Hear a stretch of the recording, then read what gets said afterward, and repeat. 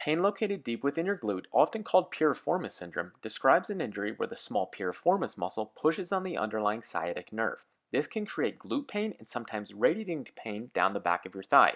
Because the piriformis is an external rotator of the thigh below 90 degrees of hip elevation, we can test its flexibility by looking at internal rotation.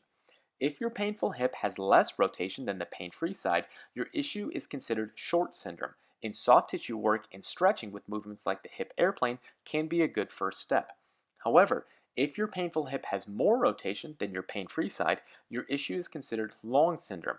Rather than stretch something that is already long, enhance strength of the glute muscles that perform external rotation with movements like the side plank clamshell. Regardless, optimizing movement rotation about the hip joint with the unassisted hip airplane can be a helpful tool for almost anyone.